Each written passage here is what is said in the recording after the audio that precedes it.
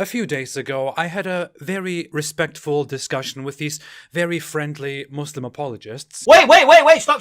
Can you I'm answer talking the for the bloody Bible! Leave the Bible alone, you don't believe in Hamza, it! in which I made the outrageous claim that Islam treats the Kaaba as this center of worship for the Almighty Allah and for Abrahamic religion, but in reality, the Kaaba is entirely disconnected from Abrahamic religion, from history, and that it is merely an Islamic adoption from pagan times. To build my argument, I used the premise that the Quran says that the Kaaba was the first house built for Allah, and that Allah tasked Abraham with proclaiming this message of the Kaaba and of pilgrimage to the Kaaba to humanity. The point here is that if that was indeed true, if Allah in the past, in Abraham's time, did indeed give Abraham this big task, then this would of course mean that we would find the Kaaba somewhere in Abrahamic religion. This would mean we could verify historically that the Kaaba was indeed a place of pilgrimage and worship from around the world. When I made the point that according to the Quran, Abraham was supposed to deliver this message to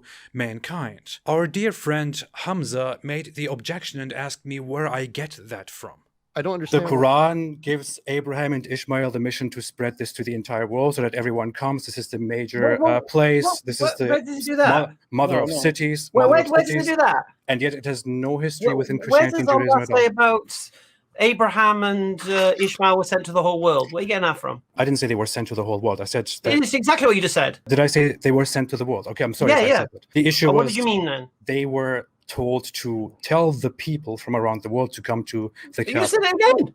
You just did it again. Isn't that Tell what the the Quran people says? from around the world. Sorry, How is Ishmael and I? No, 1 second. If I need to make a correction I'm going here. to tell the people around the world. I found it very strange that Hamza actually made this objection and tried to argue that this is something that I just came up with. This is general knowledge. Let me show you exactly where I got this outrageous claim from. I take this, as I said, from the Quran itself. Apparently, I'm more informed about the Quran. In Quran chapter 22, verse 26, it says, "And mention, when we designated for Abraham the site of the house, saying, do not associate anything with me, and purify my house for those who perform tawaf, circumambulation, and those who stand in prayer, and those who bow and prostrate." And in 27, it then says, "And proclaim to humanity the pilgrimage, the Hajj, or proclaim to the people, or proclaim to mankind." The word here is nas, translated as mankind, used throughout the Quran again and again for the same purpose. "And proclaim to mankind the pilgrimage.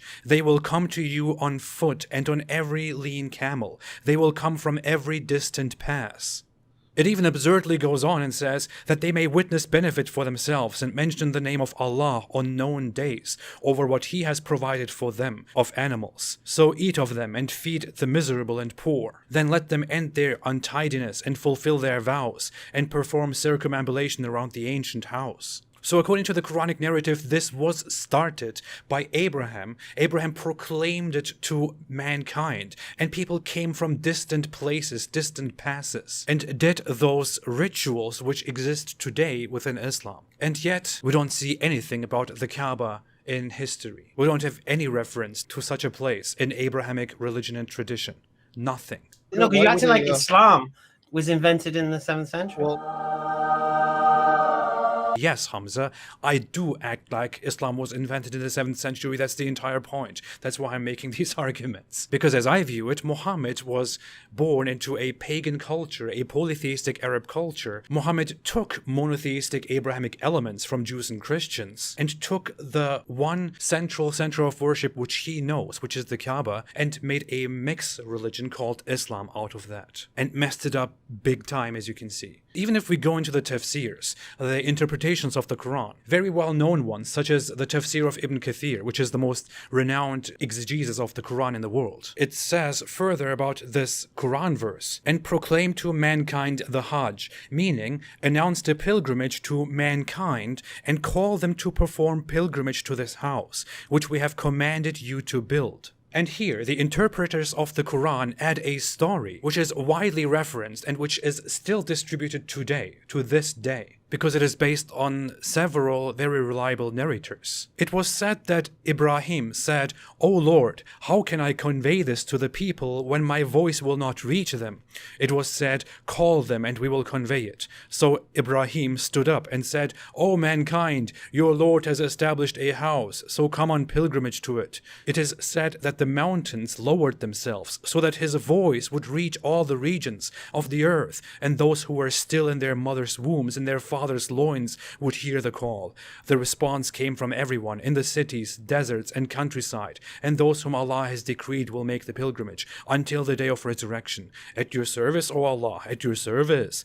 This is a summary of the narrations from Ibn Abbas, Mujahid, Ikrimah, Sayyid bin Jubair, and others among the Salaf. And Allah knows best. So according to the traditional narrative, and according to the interpretation of this Quran verse, which already explicitly says that Abraham was given this task to invite mankind to the Kaaba, Abraham did indeed invite mankind to the Kaaba, and Allah aided him in that, and people came from all around the world.